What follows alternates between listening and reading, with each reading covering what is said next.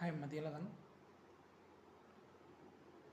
from Dr. S.N.S. Rajasthan College of Arts and Science, Department of Computer Application.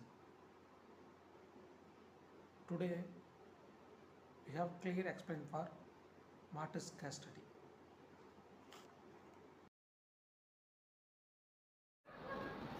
So, case study.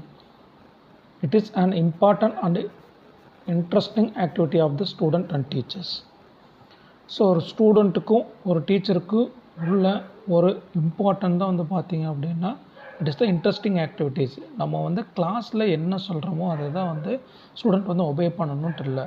But ஆனால் அங்கே நம்ம என்ன delivery பண்ணுறோம், student என்ன react பண்ணுறாங்க அப்படிங்கிறது இட்ஸ் சும் ஆஃப் இன்ட்ரெஸ்டிங் ஆக்டிவிட்டியாக கூட இருக்கலாம். சரியா? ஸோ இதுதான் ஃபஸ்ட் பாயிண்ட் நாங்கள் சொல்லியிருக்கோம்.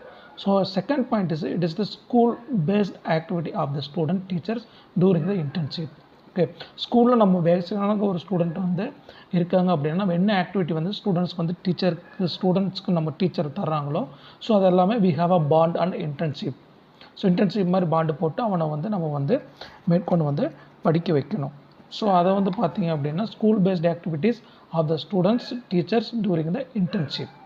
ஓகே, ஸோ இப்போ ஸ்கூலில் பார்த்தீங்க அப்படின்னா சில மாணவர்கள் பார்த்தீங்க அப்படின்னா வெளிப்படுத்தும் நடத்தை சார் பிரச்சனைகள் இருக்குது, கற்பித்தல் வழங்குதலை சீர்குலைத்தில் இருக்காங்க.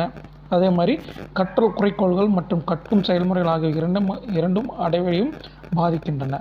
ஸோ இதெல்லாமே என்ன சொல்கிறாங்க அப்படின்னா it should be classroom behaviour management approach அப்படின்னு சொல்கிறாங்க. அதாவது வகுப்பறை மேலாண்மை என்பது எவ்விதமான இடையூறுமின்றி வகுப்பில் கற்றலுக்கு உகந்த சூழல் நிலவுவதை உறுதி செய்வதற்கான ஆசிரியர்கள் மேற்கொள்ளும் செயல்கள் மற்றும் நெறிப்படுத்தும் நடவடிக்கைகளை குறிக்கிறது. ஸோ இதுதான் சொல்லியிருக்காங்க. சரியா? ஒரு important interesting activity of the student and teachers we have a given and the school based activities on the students it is during the internship. So next, the case study is the research methodology. It has commonly used in the social sciences. Okay, ஒரு case study இருக்குது அப்படின்னா it is by research மெத்தடாலஜியாக common used in social science use பண்ணுறாங்க. Case study is the research strategy and empirical inquiry that investigated the phenomena with the real life contents. So real லைஃபாக என்ன நடக்குதோ அது எல்லாமே பார்த்தோம் அப்படின்னா வி ஹாவ் அ ரிசர்ச். அது பார்த்தோம் அப்படின்னா ஸோ ஃபோனோமினா வித் ரியல் லைஃப் கான்டெக்ஸ்ட்டை பார்த்தோம் அப்படின்னா வி ஹாவ் அ இன்வெஸ்டிகேட் நம்ம பண்ணலாம் இந்த case ஸ்டடியில். A case study is the written account that given the detail of information about the person or persons some of development or the activity. சில student பார்த்தீங்க அப்படின்னா கிளாஸில் obey பண்ணாமல் இருப்பான். சிலது பார்த்தீங்க அப்படின்னா அவங்களுடைய டீட்டெயில் அக்கௌண்ட் ஆஃப் இன்ஃபர்மேஷன் நம்மளுக்கு என்னது தெரியணும். தெரிஞ்சு அவனை எப்படி நல்வழிப்படுத்தலாம் அப்படிங்கிறது எல்லாமே பார்த்தீங்க அப்படின்னா நம்ம இதில் சொல்லலாம். ஸோ அது என்ன அப்படின்னா இட் ஷுட் பி, அதாவது ஒரு வகுப்பில் உள்ள சகாக்களும் தமது கற்றல் குறித்தும் தனிப்பட்ட முறையிலும் அக்கறை கொண்டுள்ளவர்கள் என்ற நம்பிக்கை மாணவர்கள் பெற்றிருத்தல் ஆகும். சரிங்களா? ஸோ என்னது அவங்க பார்த்தீங்க அப்படின்னா நல்ல முறையில் கிளாஸஸ் எடுக்கிறாங்க அப்படிங்கிறது நம்மளுக்கு தெரியணும்.